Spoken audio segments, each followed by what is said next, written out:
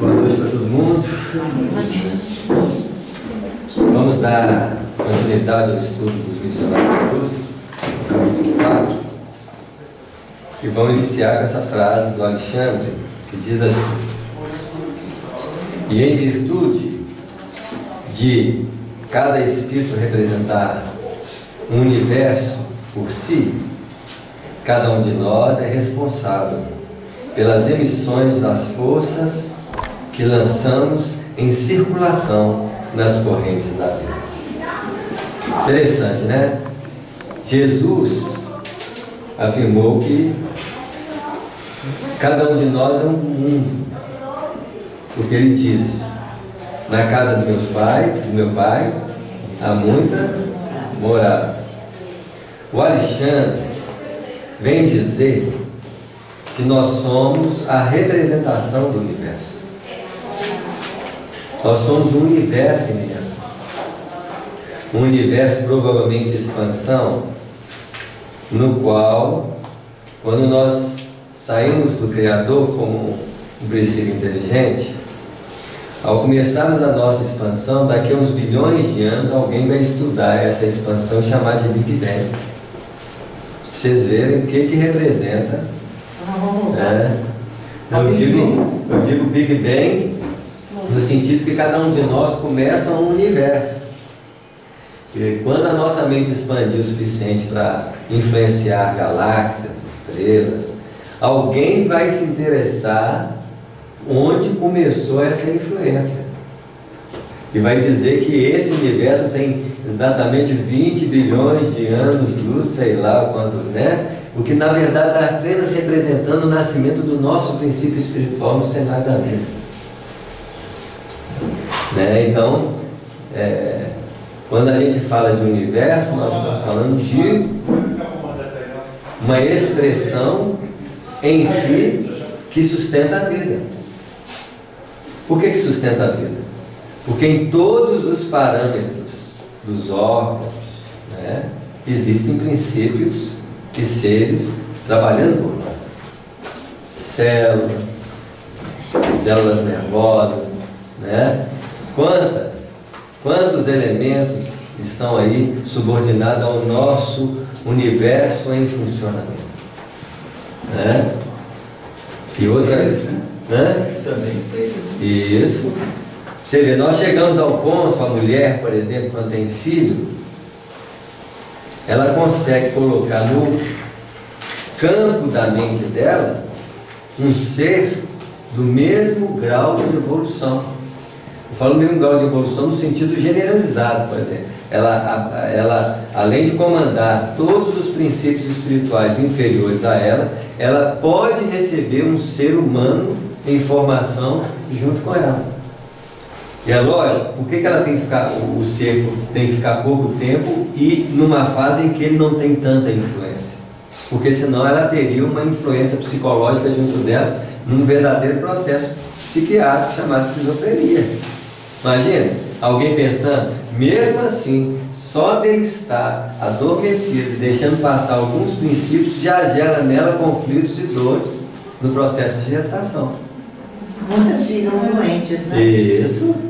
É assim, lógico que nós estamos falando do pós-parto, que é a depressão pós-parto, que é uma circunstância ligada ao passado dos dois. Nós estamos falando no momento da gestação, o núcleo mental desse espírito podendo influenciar a mente da pessoa. Dizem, por exemplo, que a mãe do Francisco de Assis amava tudo. Ela não, antes de ter o Francisco de Assis, ela não amava tudo como ela amava quando o Francisco estava com ela. Ela amava as folhas, ela amava os animais, ela tinha um amor que ela falava assim: gente, o que está acontecendo comigo? Ela estava recebendo a influência do Francisco de Assis, que, pelo processo reencarnatório de um espírito igual dele, ele não sofreu o constrangimento da consciência. Ele desenvolveu o corpo junto da mãe espontaneamente e influenciava diretamente o psiquismo dela. No nosso caso, em generalizados, os espíritos têm que tamponar mesmo, porque é tanta perturbação com a perturbação nossa, que a nossa perturbação ia fazer o quê? Desdobrar. Isso aí. E toda mulher tem que ser mãe? Toda mulher não. porque tem mulheres que têm missões diferentes. Mas há uma predisposição natural para a mulher ser mãe. Porque a mulher, como toda a fêmea, é a porta do processo reencarnatório. É por ela que os espíritos voltam ao mundo físico. Não é assim? Essa missão é delas. Por isso que todos nós vamos ter que virar mulher um dia. Pensou assim? Machões? Isso. Vira os machonas. Que é o que acontece hoje. Não é assim? Uma mulher com características masculinas, ela está se ajustando ao corpo. Por isso que na doutrina espírita, os aspectos de homossexualidade, homoafetividade, não é visto como problema, é visto como uma adequação que o espírito está fazendo numa organização. Os pais espíritas, nós, familiares, quando tem um companheiro desse, tem que ter muita compaixão por ele. Porque esse espírito está lutando contra a própria organização fisiológica. Imagina um psiquismo feminino recebendo uma organização masculina com toda a predisposição de formar um corpo masculino. Ela luta com a intimidade, da mesma forma em oposição. Então a gente tem que ter muito cuidado nesse julgamento, e como nós estamos num processo de evolução, e o espírito cada vez mais vai predominar sobre a matéria, e nós chegamos num patamar evolutivo em que as polaridades de reencarnações, elas já se verificaram muitas vezes, o espírito vai ter uma característica sensível e racional. Homem e mulher dentro dele vão estar bem estabelecidos.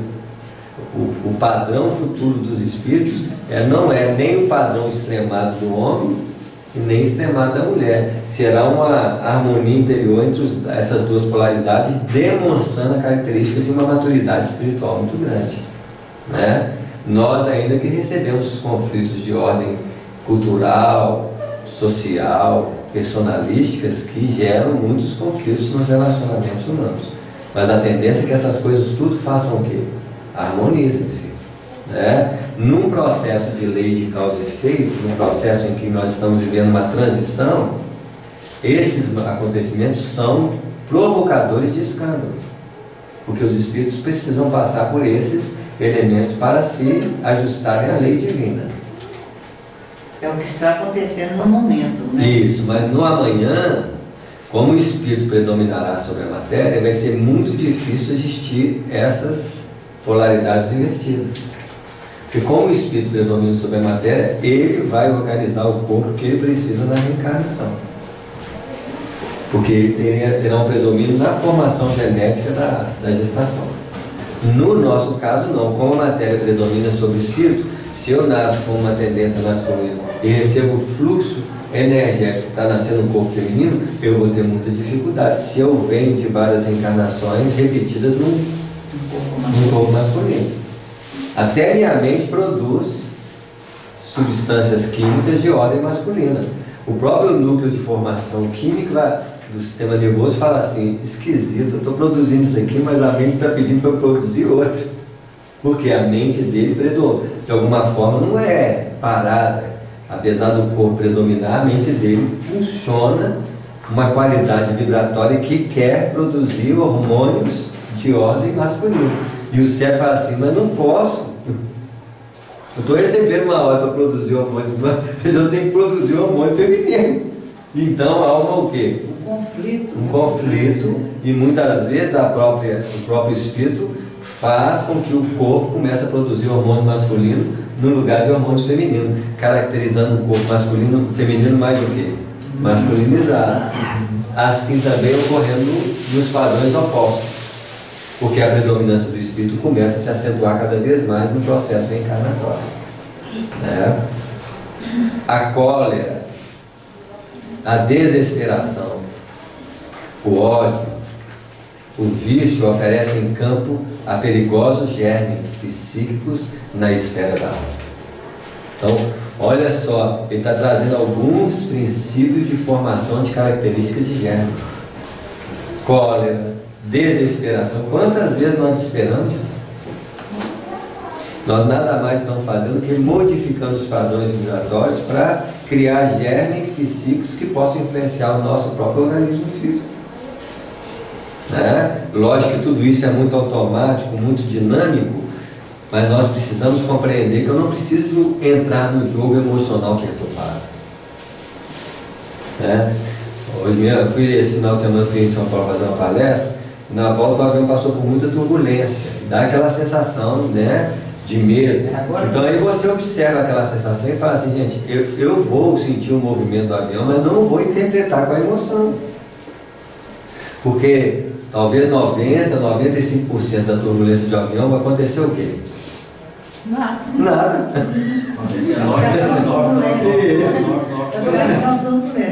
Tem gente que grita. Isso, então a pessoa, ela entrega-se ao padrão do desespero. Porque provavelmente ela sentiu sensações de desespero idênticas. Então, naquele momento que vinha aquela sensação, eu ficava observando, fechava os olhos e tentava sentir a resposta emocional, tentando ler uma interpretação falsa. Porque o mais estava acontecendo era o avião mexer. Isso significa o quê? É igualzinho quando você anda numa estrada com o carro e o carro assim mexe naquele. É a mesma coisa, só que você tem a sensação que no carro está seguro. Porque você está andando sobre a estrada. Mas o avião está andando sobre uma estrada de ar. O ar é o campo em que o avião movimenta-se. Então, se há uma modificação das forças do ar, o que vai acontecer com o avião? Ele vai sentir o efeito dela, né? Então, é quando nós temos que parar de nos entregar ao automatismo emocional. Porque quando eu começo a colocar em xeque o próprio automatismo, é como se as minhas reações do passado que interpretassem a vida, e você fala assim, eu não vou interpretar mesmo com você comigo. Porque você está tentando criar uma distorção na realidade. E o que na verdade é isso tudo que acontece. Você vai chegando uma hora que você fica craque em ver as nossas reações emocionais, que você deixa elas existirem, mas não entra no jogo delas. O problema é que a pessoa sente aquela sensação, eu vou morrer, meu Deus, o avião vai cair. Além de ganhar a mente, ganhou o quê? A fala, o corpo, ganhou tudo. Aí vai pegando outra pessoa que está com medo, aí o outro começa a gritar, que começa a falar lá, né? Assim, é onde entra o desespero coletivo, porque as doenças espirituais, elas também pegam. Transmitem-se de um para o outro com o quê? Igual a praga. Igual a praga, ainda bem que não é fixa, porque já pensou? Né?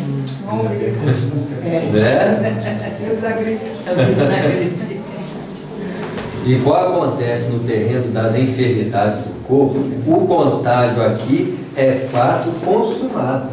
Nós contagiamos os outros pelas nossas emoções, né?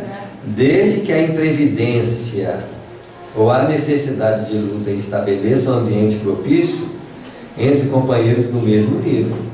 Então, se tiver gente igual a mim no ambiente e eu começo a modificar meu padrão vibratório, eu pego e transmito a doença da mesma forma que uma gripe pode ser transmitida para o outro. Os germes psíquicos, então, são transmitidos dentro da perspectiva mental. E a mente que estiver em sintonia comigo faz o quê? Abre o aspecto de sintonia e assimila os germes. Eu produzi o germe e o outro faz o quê? Sustenta e mantém. Transmite para o E ainda transmite para o outro, né? Contaminação geral. Isso. O Brasil hoje sofreu esses tempos aí uma grande força negativa em relação ao medo, pela desconfiança dos acontecimentos.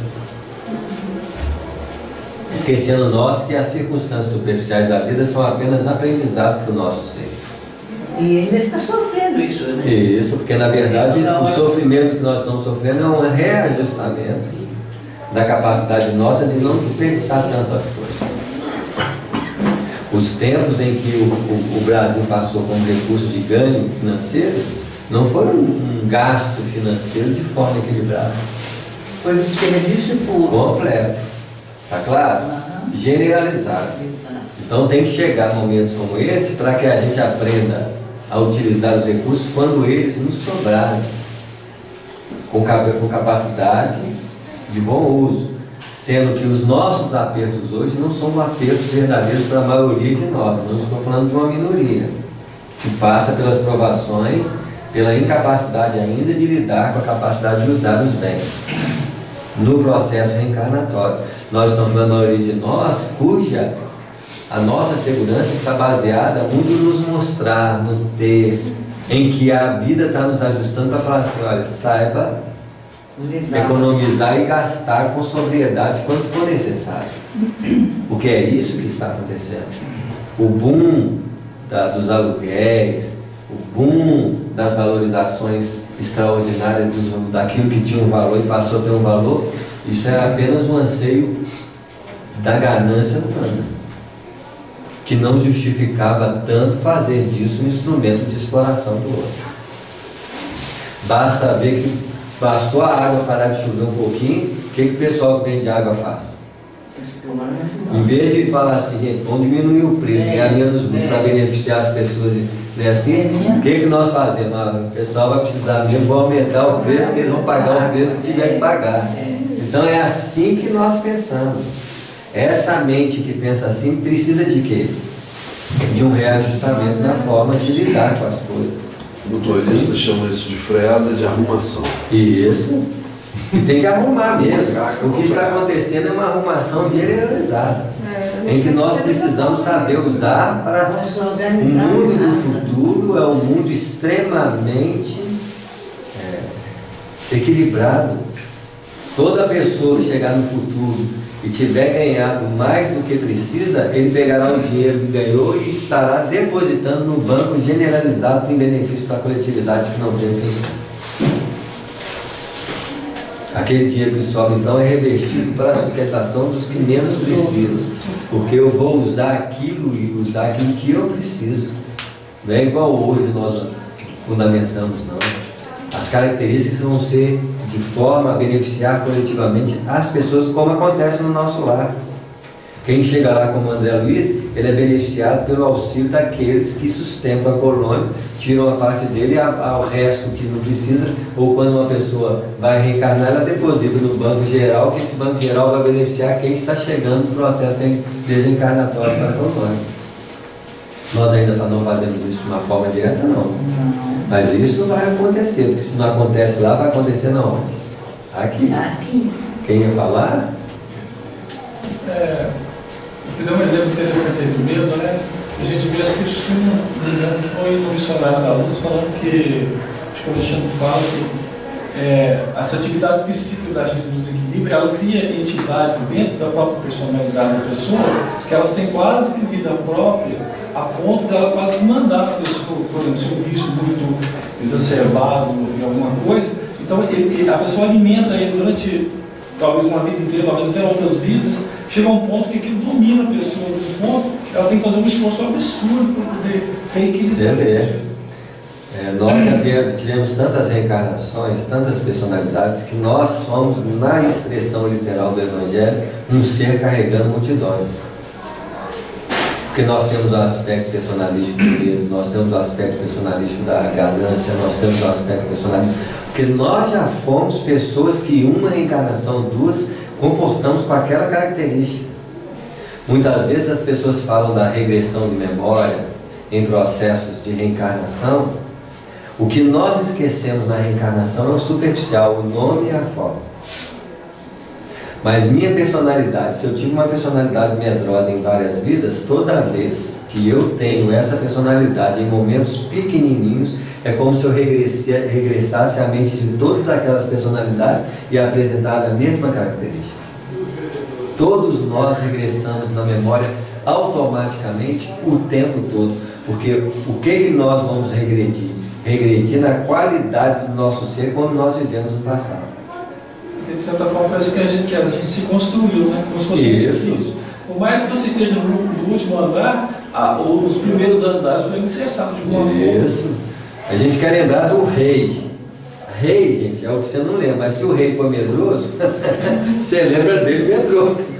Se o rei for ganancioso, você lembra dele ganancioso. O rei você lembra, você não lembra do rei o nome e a faceta superficial. Mas o rei, a forma como ele lidou, a forma que ele relacionou com as pessoas, isso nós lembramos quase autenticamente. O rei você lembra, mas o rei você não lembra. Que é o nome e a forma que é transitória, né?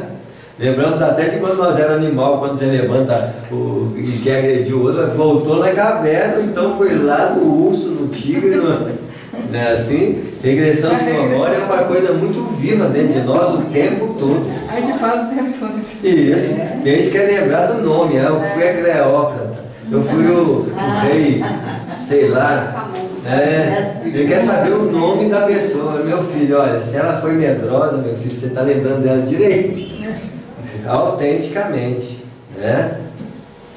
Naturalmente, no campo da matéria mais grosseira, essa lei funciona com violência, enquanto entre nós se desenvolve com as modificações naturais. Então veja bem, aqui fixou, pega.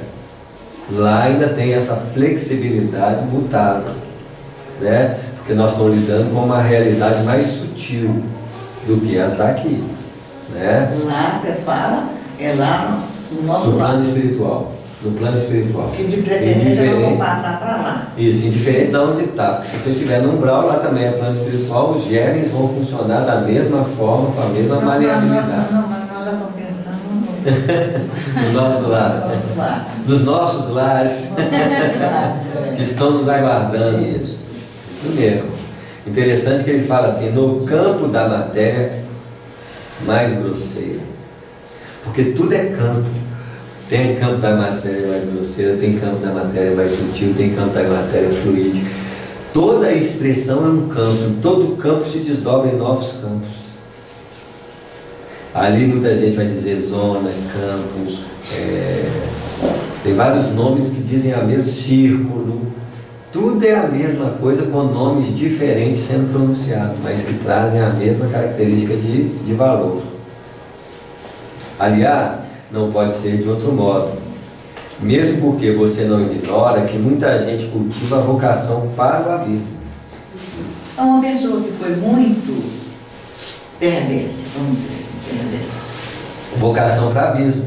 Pois é, a gente, com as orações, com pedidos, nossa, não pode pedir nada para Deus, não tem que agradecer, mas conversando, tentando orientar, essa pessoa tem condição. Se ela tiver abertura para escutar, sim. É a mesma coisa que você está conversando com um filho persistente no interesse dele. Você pode até falar, brigar com ele, e ele é capaz, muitos filhos saírem de casa por causa disso. Porque vão seguir o quê? A escolha dele. A escolha é deles. Mas uma pessoa mais velha, por exemplo, quando a gente é orgulhosa, turrão, não tem jeito. tem que deixar pra lá. Não é deixar para lá, você vai continuar fazendo primeiro pelo exemplo. Falando quando pede. Né? Quando pede. Isso. Porque a nossa maior influência junto à vida dos outros é através do comportamento. O nosso comportamento ele fala muito mais alto do que as nossas palavras. As palavras devem ser usadas como recursos de instrução, como elas são usadas para nós mesmos. E colocar muitas vezes bem claro, olha, eu tento seguir os padrões dessa informação que eu recebo da doutrina do Espírito, espero que sirva para você. Porque nós também estamos escutando as palavras e estamos tentando colocar em prática, não fazemos uma vivência autêntica delas. Para muitas vezes nós não virarmos arrogantes e donos da verdade, querendo colocar para os outros aquilo que nós não somos capazes de vivenciar. A informação superior é da doutrina. A fragilidade somos nós. Não é assim? E nós devemos respeitar muito a natureza individual de cada pessoa que convive conosco. Mesmo aqueles que de alguma forma tentam fazer alguma coisa contra nós. Porque, na verdade, ninguém faz nada contra nós. No fundo, todos nós fazemos contra nós mesmos, porque nós somos responsáveis pelo que nós fazemos, não pelo que os outros fazem. Tá claro? A gente tem que lembrar uma coisa também, a gente nunca sabe, mesmo que a pessoa seja de idade ou qualquer outra coisa, como espírito já é bem velho mesmo, né? Mas a gente tem que lembrar o seguinte, pode faltar a gota d'água para ele poder descobrir o caminho, entendeu? Igual a pipoca que está esquentando, uma hora ele vai abrir. Isso mesmo. Então a gente nunca sabe, às vezes aquele exemplo, um pouquinho mais que às vezes a gente desiste, é aquele pouquinho mais que ele precisaria. E o Alexandre foi muito claro quando ele disse assim, ó.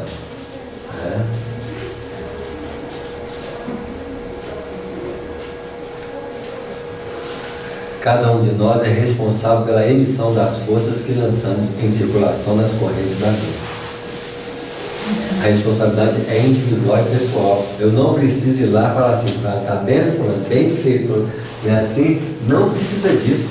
Nós temos que preocupar disso com o que vai estar nos chamando, a consciência. Samuel, a gente estudou esse final de semana o Sermão da Montanha, o Sermão do Monte. Ele tem, quando fala a parte, tem a parte do manso e tem a parte do pacificador. E aí foi colocado no estudo que a diferença do manso e do pacificador é que o pacificador tem que ter uma atitude, ele tem que ser ativo, ele tem que trazer de fato, de alguma forma, pacificar as situações em que ele é colocado e tudo, intervir. Né? E aí a gente está falando isso, que a gente tem que respeitar o tempo do outro, a gente tem que compreender o outro, saber que tem hora que eu tenho que dar o meu exemplo, mas o exemplo, pelo nosso estudo, o manso é o que dá o exemplo. E enquanto o pacificador, da forma que foi colocado lá, a gente até questionou isso, o pacificador teria que intervir no sentido de, talvez, falar, pontuar. Você lembra quando ele falou que o manso vai herdar? Não. O reino dos céus, né? Eu acho que o manso vai herdar a terra. E o pacificador herdará o reino dos céus. Porque o manso, ele acalma a própria intimidade. O pacificador já tem um manso dentro dele, porque ele já acalmou a intimidade, e essa calma sai naturalmente dele como pacificador do outro, sem a intenção de pacificar. Porque esse pacificador é apenas a expressão daquilo que ele traz dentro dele. Agora o manso vai ter que herdar a terra, ele vai ter que trabalhar nas condições existenciais da vida dele, se não me engano. É claro?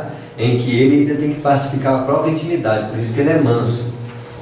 Agora o pacificador não, ele é o manso do passado, porque ele já edificou a tranquilidade dentro dele, e quando você edifica a tranquilidade dentro de você, a tranquilidade faz o quê? Exala naturalmente através do comportamento dele, então ele vira o quê? Pacificador. Porque o pacificado pacifica, o manso tenta pacificar-se. É o germe bom, né? É o germe bom. Isso mesmo. A maioria de nós ainda são mansos. Não só manso por dentro, mas manso na vida. É assim?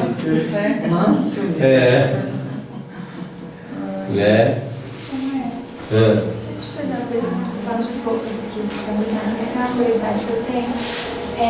Esses ambientes que tem muita criminalidade, favela e até no Oriente Médio, né, a gente tem muita concentração desses grupos terroristas. Se a gente não fizer oração, né, por essas pessoas, a espiritualidade não consegue agir? Não, a espiritualidade vai agir com nós ou sem nós, com oração ou não. Tá claro? Agora, se eu faço oração, eu estou emitindo vibrações e benefícios do ambiente que facilita a ação deles. Mas a ação deles não é subordinada à opção de nós ou não fazermos. Né? Agora, a situação... Se eles quiserem agir, eles não conseguem. Vão. Agora, o próprio ambiente criado por eles é um ambiente coletivo baseado no compromisso kármico do grupo. A maioria dos espíritos ali, ou eles se comprometeram no passado com a situação daquela em processo de plantio, ou eles estão se comprometendo hoje em consequências do que eles aprenderam desses mesmos companheiros em forma de ação atual. Ninguém ali está isento dos compromissos que a região em si apresenta. Como nós brasileiros, a maioria de nós somos corruptos por dentro. Não temos ética moral, somos extremamente complicados na área, nesse aspecto relacionado à corrupção. Então os nossos representantes são a nossa cara. Então nós estamos sofrendo diferente deles, cada nação, cada grupo está sofrendo exatamente que coletivamente eles precisam melhorar. O Brasil, por ser coração do mundo, pátria do Evangelho, tem que edificar dentro de si um comportamento ético e moral sublimado. Porque esse é o compromisso. Hã? Você vai falar na mata assim? Isso mesmo, só falar para mim, se resolver o processo. Se resolver o servir o processo, está ótimo. Tá claro? Porque essa é a nossa necessidade íntima. Vai chegar uma hora que nós vamos ver uma carteira aqui assim, vamos procurar o dono, entregar a carteira do jeito que está, porque esse vai ser o nosso comprometimento com a própria vida. Na Coreia, Na Suíça já é assim. Você vê como é que o Brasil, o campo dele é esse campinho mais danoso. Mas essa situação que nós estamos passando por ela, né? As pessoas começaram a se questionar quanto a isso, né? Isso mesmo, porque como é que eu vou questionar o outro? A gente vê as pessoas questionando essas pequenas corrupções, né? Vamos falar assim hoje em dia, né? Isso. Então há um pequenos assassinatos, não? Isso. Todos nós vamos ter que modificar nossos padrões. E ainda vão ter que ser exemplo para quem? Para aqueles que estão do nosso lado. Lembra uma vez que meu filho chegou e tirou da blusa um chocolate. Ah, pai, que eu tirei lá da loja americana. 3 anos de idade. Lá vai eu e minha mulher levar ele lá no bar para assim, aqui, ó, vocês viram quem tirou esse chocolate? O que nós vamos fazer? Demos um sabão nele, o guarda nos ajudou, falando, nós vamos ter que prender, né? Assim, ele ficou amarelo. Nós podemos fazer uma intermediação aí, né? Assim, fomos conversando. Talvez ali foi o princípio para que ele nunca mais, se ele tinha uma tendência de ladrão no passado, que nós criamos nele, naquele momento eu poderia falar assim, nossa, que beleza, né? Assim, e assumir um padrão de desconforto espiritual ou ter uma postura educadora como nós precisamos ter. Vou falar em loja americana com ele. Ixi, nem é. Ele quer estar na cara. Nossa, eu lembrei de uma coisa que me aconteceu na loja americana. Deixa eu contar rapidinho. Eu fui trocar um chinelo de final de ano e eles não tiraram o lacre, não. Apitou, né? A hora que eu saí da loja americana, a pé apitou. Adquiriu lá dentro. E eles revista a bolsa da gente, tudo assim. Você vê. É terrível, né? Não tiraram a minha do caixa. Você ficava esperta assim. Me traumatizou. Já são 2, né? Americana é traumática, né? É traumático. Quantos de nós já nos beneficiamos com pequenos roubos? Quando era pequeno, e isso era um troféu de quê? Troféu do grupo lá de esperteza. Né? Então a gente tem que tomar muito cuidado para que a gente não... Nós temos tendências de desequilíbrios complexos dentro de nós. Tem que ficar esperto com o nosso inimigo, não vem por fora.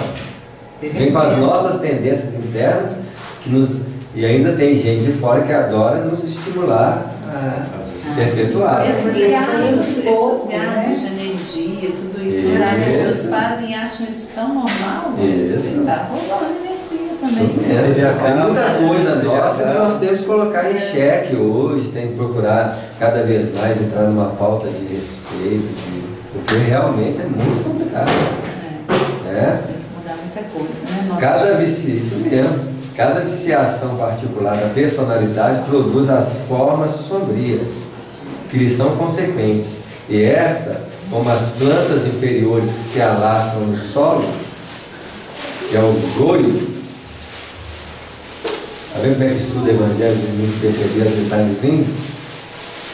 O relaxamento do responsável são extensivas às regiões próximas, onde não prevalece o espírito de vigilância e defesa.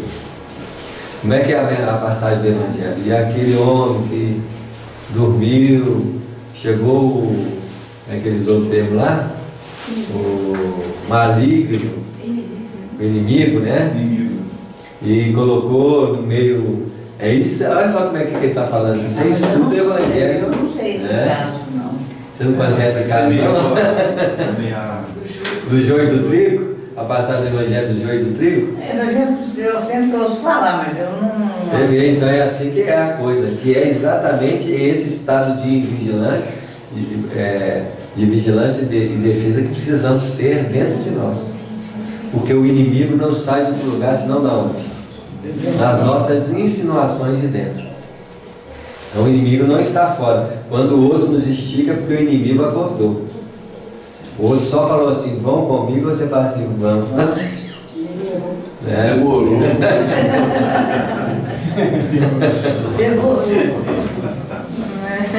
Evidenciando extrema prudência no exame dos fatos e prevenindo-me contra qualquer concepção menos digna no círculo de apreciações da obra divina, acrescentou, querendo dizer que toda essa criação é baseada nos seus co-criadores. Sei que a sua perplexidade é enorme. No entanto, você não pode esquecer a nossa condição de velhos reincidentes no abuso da lei. Desde o primeiro dia da razão na mente humana, o dia de Deus, a ideia de Deus criou princípios religiosos, sugerindo-nos as regras do bem viver. Quando o homem começou a assolar a iluminação da razão, veio logo um ingrediente orientador para que a razão pudesse ser tocada por princípios de moral e elevação. Logicamente que a minha tendência nesse princípio não está afeita à reflexão religiosa, está muito afeita à satisfação do ego, e nós vamos muito mais atender os padrões de inferioridade que os padrões superiores. Nós podemos dizer que nesses momentos onde surgem os princípios elevados de religiosidade no mundo e a razão edificada sobre as bases do instinto, ali está a personificação de Caim e Abel, em constante processo de luta na harmonização da nossa vida consciencial. Mas nesse princípio nós vamos ver que quem ganha na briga? Caim está sempre o quê? Matando Abel. Não é assim? Hoje o Abel ganhou força. Não tem ganhador então. Tem um ganhador Caim. Não é assim? Que ele vai, lógico, se a lei, se a luz clareou a razão, se o princípio da fé orientou, o princípio da lei de causa e efeito também o quê? Surgiu para edificar a reflexão em torno daquilo que nós escolhemos. Por isso que a personificação de Caim renasce em Enoque. Por que ele renasce em Enoque? Porque o Enoque, ele era marcado pelo crime do passado. Ele tinha em si uma marca de crime cometido no passado. E quem cometeu o crime do passado não foi Enoque, foi quem? Caim. Então, Enoque é a personificação reencarnada de Caim, que edifica uma reeducação dentro da lei de causa e efeito. Então veio o Caim, depois veio o Enoque. Isso, que é o Caim modificado sobre a lei do crime perpetrado, que trazia em si a marca do crime do passado. Isso, então tem gente que está achando que o Enoque cometeu algum crime passado, mas quem cometeu o crime passado foi quem? Foi o Caim. Isso, então Enoque é Caim personificado em nova perspectiva de evolução, dentro de um novo ciclo de aprendizagem. Isso mesmo. Contudo, à medida que refinam conhecimentos intelectuais, parece que há menor respeito no homem para com as dádivas sagradas. Porque quando nós começamos a sentir o poder do conhecimento, nós fortalecemos a nossa perspectiva pessoal de nos achar que somos Deus. E edificamos o Deus interior em oposição ao Deus interior. Isso mesmo. Mas quando a gente trabalha isso dentro da gente, trabalha mesmo, a gente não se sente superior. A gente não se sente consciencialmente. Mas quando eu faço uma comida boa e alguém elogia, eu me sinto engrandecido, eu sou um Deus sem perceber que eu estou sendo adorado. Mas isso não é só um prazer momentâneo? É, o prazer de adoração pessoal. Então a comida tem que ser sempre ruim. Mas quanta serenidade, Samuel. Vamos dizer assim que a conotação da consciência para perceber a grandeza da vida, ela começa a enxergar detalhes que antes eram normais como algo de necessidade educadora. Nós não vamos transformar isso em peso de nossa consciência, mas vamos começar a compreender que tudo isso é necessário para nós tirarmos as feições de grandeza de nós, para que a grandeza seja refletida naquele que realmente merece a grandeza. E aquele que merece a grandeza, que nos deu a inteligência, nos distribuiu a capacidade em si, não se engrandece um milímetro sequer. É Deus. Porque no fundo, um cantor que expressa com grandeza está refletindo Deus na sua forma de expressar. A mão que cozinha com edificação, com beleza, está produzindo a capacidade de refletir Deus no processo de cozinhar. No fundo, todos nós somos verbos da criação. Se Jesus disse, eu sou o verbo divino fez carne, todos nós podemos retratar essa expressão de verbos nas pequenas expressões de qualidade que nós operamos na vida. Porque no fundo é Deus operando através de nós. E sendo Deus tão grande, não quer nem um pouquinho da sua grandeza para se expressar, nós acabamos pegando um pouquinho do respaldo da grandeza dele para nos edificar como algo importante. mesmo que seja uma pequena satisfação de achar que somos melhores que os senhores da terra, ou pelo menos do bairro, da própria casa. Estou lembrando hoje. Bom, eu cozinhei, fiz uma comidinha gostosa. Aí, meu marido tá assim, aqui, você tem que colocar os talheres aqui desse lado, os pratos tem que botar desse lado aqui pra eu lavar. Pra eu lavar, né? Aí ele ficou assim, colocando tanto assim, que ele é todo metódico, né? Eu falei assim, eu não jeito nenhum, não. Aí tá vendo? É um negócio. Isso mesmo, porque nós só nos sentimos vivos quando nós somos mexidos pelo padrão de prazer existencial. Um elogio aumenta o padrão de vida dentro de nós, mas assim, eu existo. Sempre é referência no outro. Isso. E há uma satisfação existencial mesmo. Eu digo que toda essa expressão de valorização pessoal, para mim, chama-se termômetro de vida. Porque nós nos sentimos muito vivos quando alguém nos elogia. E se a gente se elogia? Se a gente mesmo depende do outro, me elogia, isso é ruim? Não importa. Vamos dizer que tudo isso é um padrão de adoração divina que nós transferimos para nós. Hoje nós estamos refletindo aqui dessa forma. Porque até agora estava tudo o quê? Tudo muito tranquilo. Então nós vamos lembrar de André Luiz, quando ele é deparado com a perspectiva do suicídio. E ele vai dizer assim no nosso lar, mais ou menos assim, que eu também não sou um cara que repito o que os outros estão escrevendo, é assim? Mas ele diz assim, eu não sabia que depois da morte iríamos pequenos elementos levados em consideração em relação a ser avaliado como um erro. Então vamos dizer assim, eu só posso colocar isso como uma reflexão da forma como nós estamos conversando para as nossas necessidades, principalmente para mim. Porque hoje eu começo com muita tranquilidade a compreender que tudo isso é uma expressão de adoração divina no lugar de Deus. Estou falando da minha perspectiva pessoal, na análise que os Espíritos estão nos inspirando. Está claro? E isso eu posso dizer para você que não me constrange nem um pouquinho quando eu me vejo refletido numa grandeza que não me pertence.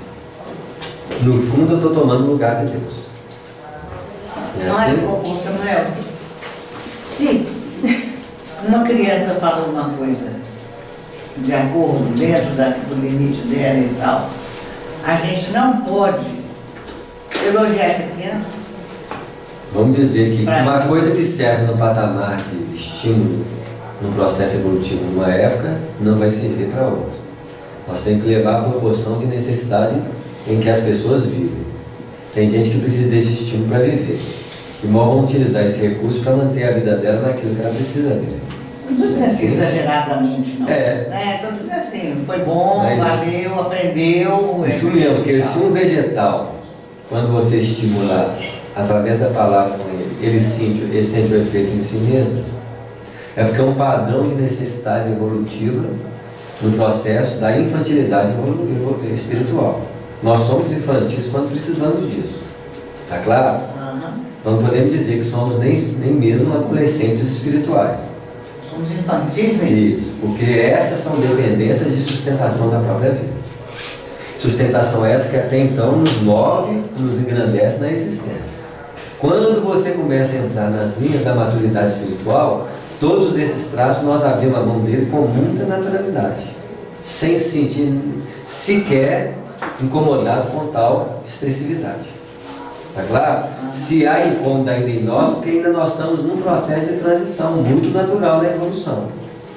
Ok? Nós vamos começar a compreender isso quando nós vivemos isso, porque nós não sabemos o detalhe da nossa personalidade que isso vai se apresentar. Eu não falei com vocês que eu fui olhar o cartaz do Centro Espírita que tinha o nome do expositor para ver se o meu estava lá? Isso. Isso é o quê? Verdade. Isso. Só que graças a Deus eu vi isso tudo acontecendo. Imagina quantas vezes eu fiz e não vi. Agora você não procura mais. Ainda tem vontade, mas eu só não sigo a vontade mais. Porque a vontade é o alicerce de fundo querendo marcar a minha forma de viver. Não é assim? Agora eu posso ver ela e falar assim, eu nem lá vou chegar. Eu te dou, mas nem esse aspecto de sustentação. Não vou nem querer elogio mais para mim, negócio. Agora que fala na frente é tão bom. Daqui a pouco não pode falar nem obrigado, mas... Por isso que o nosso agradecimento do dia vai ser bem silencioso. Porque as expressões faladas ainda é uma expressão literal e superficial de manifestação da nossa fé com Deus. É assim? Muitas vezes você vai olhar uma pessoa agradecendo e vai falar, você não vai agradecer? Não, eu já agradeci. Assim, mas eu não vi. É porque foi bem silenciosa. Essa aí quem vai escutar é Deus. Porque quem escuta o barulho na vida é o ouvido humano, que precisa dessa ostentação para indicar o que está fazendo. A mensagem silenciosa do Criador acontece na sutilidade do silêncio. Porque só o ouvido sensível consegue escutar o silêncio. Só quem tem olhos de ver e ouvidos de ouvir pode perceber a grandeza da vida que está por trás das formas. Não é assim? Porque essa sensibilidade nasce das expressões do coração e não das expressões da mente. Por isso que as asas da razão não conseguem voar onde as asas do sentimento podem entrar. Existem pássaros que voam em dimensões pequenas e pássaros que voam em dimensões maiores, porque são seres que construíram asas que são capazes de suportar os desafios que o ambiente exige para ele voar. Nós ainda nem asa não sei se temos. Se tiver uma asinha meio quebrada, é anjo caído. Com certeza. Eu cortou. Da roda. Sempre que eu via filme quando tinha a Paixão de Cristo, inclusive alguns livros, né? Eu via alguns livros, alguma pessoa tentando fazer alguma coisa para ele não ser crucificado, né? Tem alguns livros, algumas coisas você não sabe, há 2000 anos tem uma passagem, então você fica assim, gente, fica naquela expectativa, você já sabe algumas coisas, você esquece, você fica assim, gente, podia não ser crucificado, o entendimento deles, a visão terra a terra que a gente tinha, né? Naquele livro Herculano tem a parte, dizem que o soldado romano era o Kardec, que ele chegou lá para Jesus e ofereceu as vestes dele de soldado e falou assim, mestre, pode fugir. Aí Jesus falou assim, que não era interesse dele querer ficar no mundo onde ele podia fazer o bem. Aí você vê nitidamente essa diferença de visão de mundo, né? Ele estava fazendo uma coisa que, com certeza, como soldado, ele ia ser até morto por causa disso, porque na época não tinha tolerância a esse tipo de coisa, né? E para Jesus falou assim, não, ficar nesse mundo aqui, eu conheço o lado muito melhor da vida. Aí você vê, nesse sentido, aí quando você leva para o Evangelho aquela questão da veste nupcial, que a pessoa tem que estar nessa condição, quer dizer, o corpo espiritual tem que estar tão sem as máculas da vida, né? Para poder conseguir entrar lá. Não é porque o plano espiritual é seletivo, não, você não vai entrar aqui, não é igual o porteiro, não. A pessoa não está preparada para entrar nesse mundo. A seleção nasce da própria pessoa. Então você vê que a partir do momento que a gente vai amadurecendo, esse entendimento vai também refinando, né? Aí você vai ver que essas pequenas coisinhas, como o Kardec coloca no livro dos Espíritos, não adianta você soltar 99 amarras e falta uma. Mesmo que ela seja pequena, ela está te prendendo ao mundo material. Isso. Nós vamos redimindo aos poucos. Cada vez mais nós vamos desenvolver uma amplitude de percepção. E vai chegar uma hora que não vai precisar dos outros falar o que nós precisamos melhorar.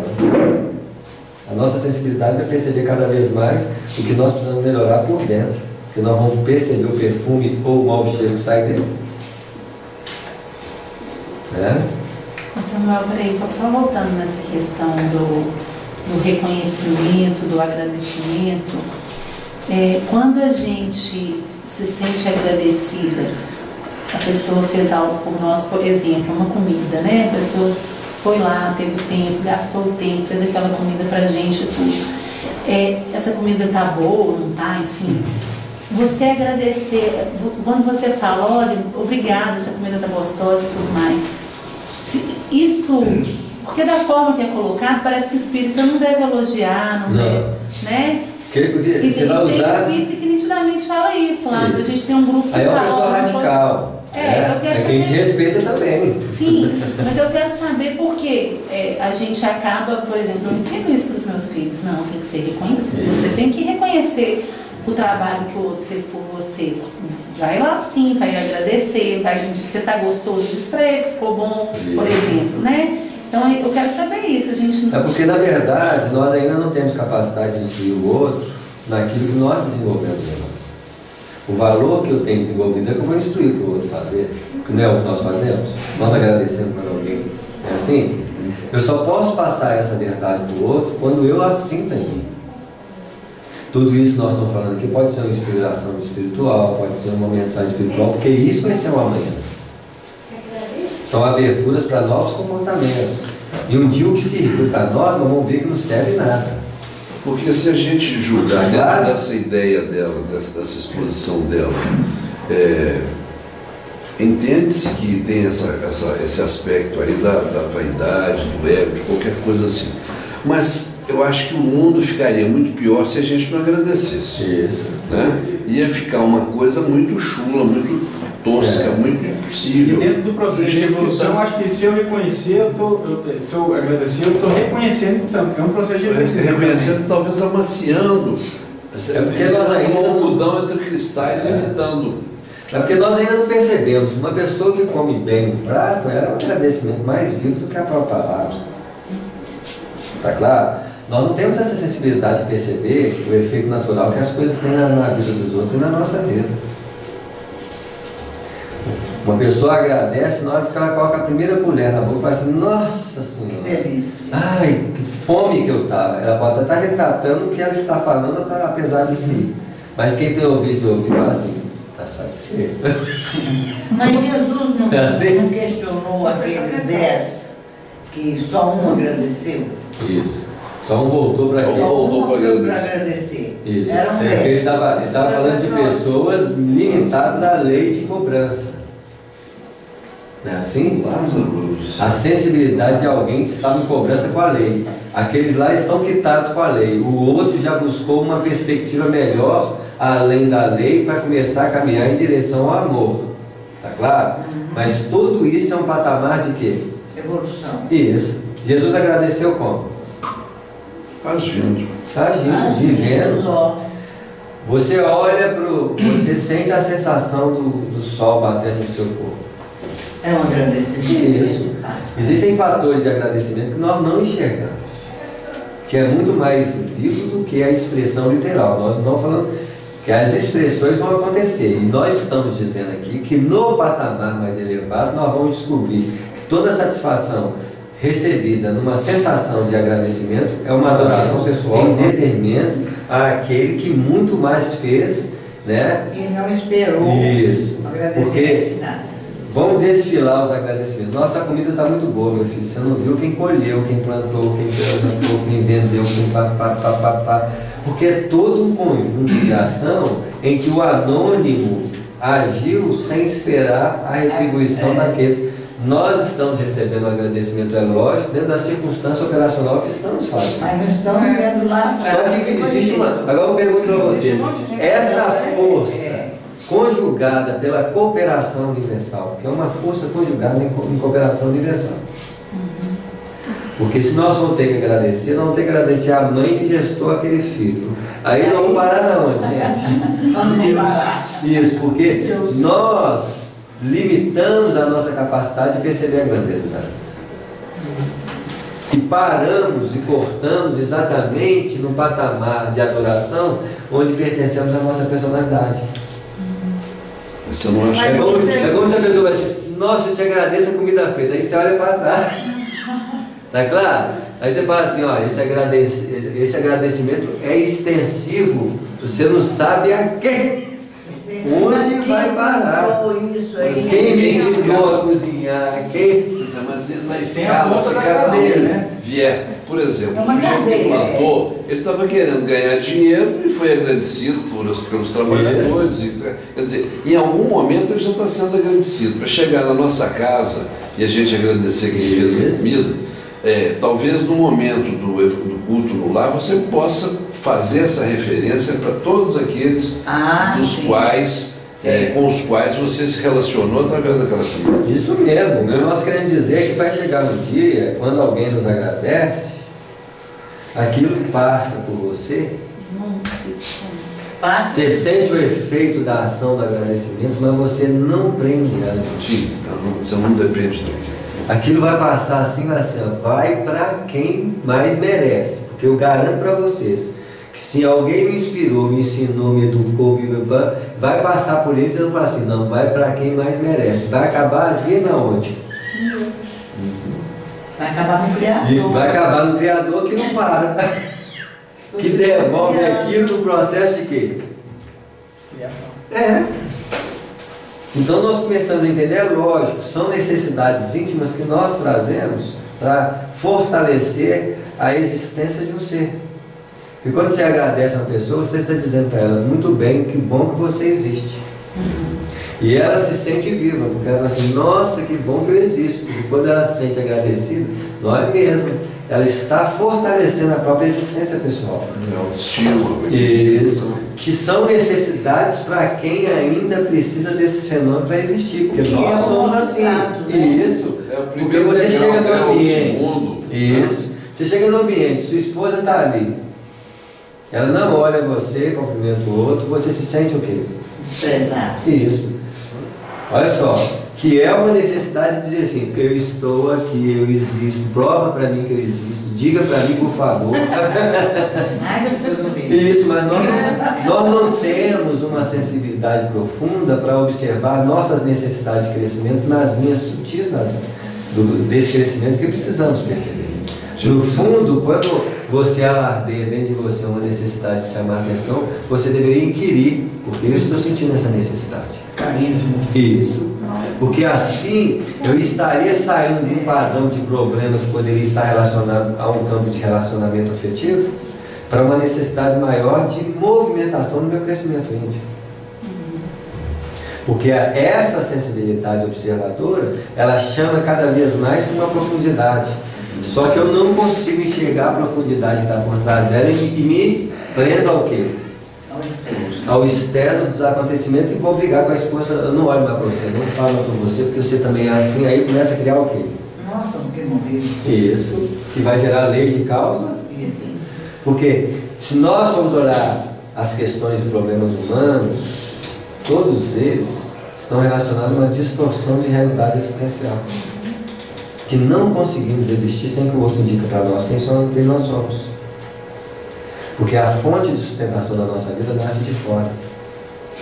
Mas onde está a fonte de vida verdadeira? Porque eu não sei ainda assenhorar desse processo sustentador que nasce por dentro. No dia que eu começar a sentir a existência a partir de mim, eu começarei a encontrar a existência que está além de mim. Porque essa fonte não nasce de mim. Ela nasce de quem? Do Criador, que é uma fonte ininterrupta. É assim? Tem duas palavras, quem mais levantou aí? Você já explicou, já falou que eu queria pontuar. Eu vejo o seguinte, a pergunta do ciclo, né? Família, por exemplo. Acho que ninguém deve ficar condicionado à aprovação do outro por aquilo que ele faz de bem. Isso mesmo, porque se eu peço um filho para condicionar isso ao outro, eu estou criando essa mesma dependência para ele um dia. Nós não enxergamos isso ainda como um processo de educação mais aprofundado, viu, gente? Se essas coisas saem aqui, nós sabemos quem traz, porque não sou eu que estou trazendo. Mas tem gente que gosta de se elogio e fala, nossa, o café ficou bacana, eu sei que e nós é legal, mas aí fala, mas ela gosta, você fez um café espetacular. Isso mesmo, porque ainda é uma necessidade coletiva dos espíritos da Terra, viu, gente? Mas eu estou dizendo para nós, quando nós falamos de adoração, nós julgamos pelos extremos. E começamos a ver que um problema começa a repercutir o mesmo efeito nas pequenas coisas. Antes a gente achava que não matar é assassinar alguém. Aí você começa amanhã a observar que se você estimula alguém, você está matando a esperança ou o anseio da pessoa. Você entra dentro de uma lei de cobrança que você fala assim, mas espiritualidade, você está cobrando isso de mim? Eu não sabia que será assim, não. A espiritualidade não está cobrando isso de nós, ela está tentando abrir nossos olhos para um ângulo de profundidade em que as mesmas condições que antes era cobrada ali começa a perpetuar uma necessidade de mudança em outros patamares. E assim não vai parar, gente. Porque nossa perspectiva de crescimento cada vez mais ampliará a nossa capacidade de compreender aquilo que até então parecia ser normal e aquilo torna-se o quê? Anormal. Tá claro? A afeição familiar na Terra é grandiosa, mas para planos superiores é extremamente egoísta e danosa. Eu já vi grandes palestrantes falando, pelo amor, não bate palma não, que eu não quero não, vocês não vão sentir o... Aí tem que bater palma pro Divaldo, é o Divaldo que eu disse, tem que ir lá ver o Divaldo, ele fala, não fala isso não. Sabe, pessoas assim... Vai chegar um dia que nós vamos escutar as pessoas batendo palma e vamos nem sentir constrangimento. Porque nós sabemos que toda aquela palma não é direcionada a nós, ela é direcionada ao Criador. Eu nem precisarei falar isso. Vocês estão batendo palma para o Criador. Não é assim? Não importa. Porque não bate, é aquilo que você falou, vai não passar por mim, eu não vou crescer. Nós temos que observar as repercussões que as coisas na vida trazem em nós, antes de nós preocuparmos com os aspectos externos. Você começa a aprofundar a condição de discípulo para apóstolo quando você começa a preocupar com os padrões interiores em reação àquilo que está acontecendo por fora. A preocupação não é mais o outro que elogia, a perspectiva que vem de fora. É quando você aproveita aquela circunstância para observar o que está acontecendo no efeito interior da sua vida. E você pode vislumbrar o efeito do ego vindo e você fala assim, amai os vossos inimigos. Então você começa a amar até a própria condição de necessidade de ser reconhecido. Só que você vê ele vem e fala assim, vem comigo, você fala assim, não, dessa vez eu não vou com você. Mesmo que você insinua dentro de mim uma perspectiva de seguir. Ali você começa a entender o que é seguir Jesus. Porque até agora nós seguimos os padrões de sustentação dos valores superficiais da vida. Quando você abre mão desses aspectos, você está seguindo Jesus, mas não está seguindo Jesus. Está seguindo a sua necessidade espiritual de existir. Porque quando nós seguimos a nossa real necessidade espiritual de existir, nós perdemos os parâmetros que sustentavam a nossa grandeza na permanência dos homens. Tem uma hora que é uma música que ele tira do cérebro. Você vê. Aí você escuta o que tira o cérebro assim, vai lá, arrepia. Não, meu filho, não sigo mais você. O que você está fazendo sem perceber? Expulsando os demônios. Só que você não precisa fazer força, não deixa sair. Lembrando aqui que eu mencionei outro dia, mas está vindo firme na minha lembrança, aquela frase de Santo Agostinho, né? Nem seus elogios me fazem melhor, nem suas críticas me fazem pior. E isso tem que ser verdadeiro em nós. Imagina no dia que alguém elogiar aí uma crítica e você fica do mesmo jeito. Ainda tem repercussão interna, gente. Vocês viram, eu psicografei um álbum de André Luiz e o pessoal lançou um capítulo no Facebook. E teve 390 pessoas falando alguma coisa. Teve de tudo. Teve gente assim, eu não acredito nesses médicos que ganham dinheiro com livro mediúnico. Eu nunca ganhei dinheiro com livro mediúnico nenhum, mas a pessoa pensa que é assim e você vai fazer o quê? Vai chegar lá, ô companheiro, eu não faço isso não. Eu vou ficar me defendendo pra quê, gente? O cachorro late com você vai agachar perguntando por que você não gostou do meu sapato? Olha, quantas vezes, gente, isso aí, quantas vezes nós fazemos espontaneamente? Essas pessoas são reflexos de quem? Nossa. De nós. A gente pode escrever, mas... Mexe, melhor. Tem que... Gente, Jesus, Chico, quantos? Nós ainda estamos começando um reflexo natural do que acontece aí fora. E tem de tudo, de tudo. É onde você começa a perceber que cada pessoa fala daquilo muitas vezes que nem sabe do que está falando. Por isso que Jesus falou, perdoa-lhes que eles não sabem o que fazem, não sabem, nós não sabemos, não mais os outros. Então tem de tudo. Você vê lá nas observações, muitos negócios na Terra, está contra os princípios básicos da doutrina espírita. Né? Nem sei o que é. Eu vou lá discutir princípio básico da doutrina espírita para defender o quê? Não, gente, comprando nossos deveres. Comprando. Quantos disseram lá, o André Luiz já reencarnou, como é que ele pode psicografar a obra? Você vê, vai ter de tudo. Então, o que você tem que estar preparado para ouvir tudo e continuar o quê? E se você insinua-se, escuta e começa a parar de trabalhar e começa a fazer o quê? E, gente, tudo isso nós temos que aprender na vida, porque isso é apenas a expressão de que nós estamos lidando com pessoas de múltiplas condições do quê? Evolutivas. E que você tem que compreendê-las todas e fazer da sua vida o seu compromisso com aquilo que você abraçou. Demais, quem tem que responder na nossa vida é a nossa consciência. E pode ter certeza, quando nós desencarnar, ainda vai ter o quê? Nódoas conscienciais que vai nos pegar. Você vai falar assim, não, vou desencarnar tranquilo. Não, vai chegar lá e vai pegar o seu ponto assim, é mesmo, você tem razão. Escorreguei isso aí, ó. Você tem toda a razão. Onde você vai lançar? Você vai lançar em julho. O Futuro Espiritual da Terra chama o livro. Lá na editora? Do Fogo. Não, vai ser lançado em Belo Horizonte, eu não sei, né? Quem quiser saber alguma coisa, depois entra no site da Editora do Fogo, da Editora do Fogo, e lá tem, eles deixaram para as pessoas apreciar o capítulo 4, se não me engano, o prefácio, os 2 prefácios e o prefácio que o Vanderlei recebeu da Modesta sobre o livro. Quem quiser já ler. Você ia falar alguma coisa aí, querido? Só naquele momento de decisão que foi psicografado pelo Divaldo, e no livro tem uma parte que são várias mensagens, uma delas do Marco Cruz. Acho que ele fala assim, você e o outro. Aí ele fala assim, quando alguém te elogia ou te odeia, descarte qualquer mérito disso. Você é apenas um motivo para que o outro se fizer. E depois ele vai falando que a gente deve seguir a vida da gente sem se preocupar com os elogios demais ou com as ofensas, porque no fundo, se não fosse para você, se não fosse um caso, fosse para mim, por exemplo, ou essa pessoa dirigir esse elogio ou essa ofensa para outra pessoa. Essa mensagem ela faz uma reflexão. E o Marcos profundo disso aí, ela choca a gente que parece uma coisa individual, mas ao mesmo tempo ela mostra que é verdade. Vocês verem, o Marcos Prisco é o André Luiz, que usou outro pseudônimo para não trazer confusão. Eu não sei. Marcos Prisco. André Luiz.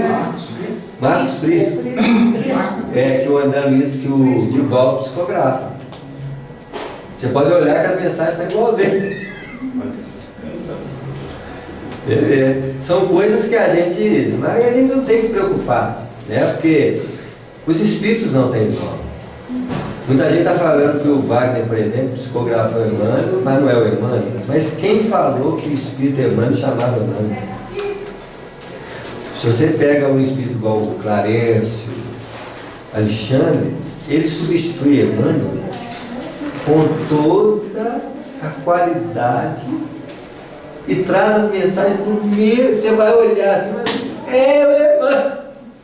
E o André Luiz, qualquer espírito substituiria o companheiro com muita naturalidade para prosseguir no trabalho que está fazendo. E por que essa necessidade de trocar esse nome?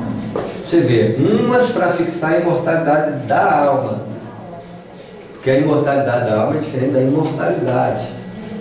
Nós precisamos comprovar a imortalidade da alma primeiro para depois falar da imortalidade, porque até a imortalidade da alma vai ter que morrer, já que o espírito não tem só um nome. Mas para comprovar que a morte não existe, começa com a comprovação da imortalidade do quê? Da alma. Porque eu tenho que comprovar que o escritor continua vivo para mostrar que ele não morreu. Mas aí o escritor muda o estilo, muda o jeito de escrever, aí você fala assim, não é mais o escritor, não é mesmo, porque aquele lá já existiu, já será outro. Porque eu não tenho que preservar a imortalidade das características superficiais da vida. Eu tenho que comprovar a imortalidade do ser. Isso. São padrões de crescimento. Nós temos que terminar, não ficar aqui. Os pais terrestres, não é isso mesmo? É isso aí, gente. Tudo isso vai desdobrando, vai crescendo e nós vamos crescendo junto. É assim que a coisa vai se dar.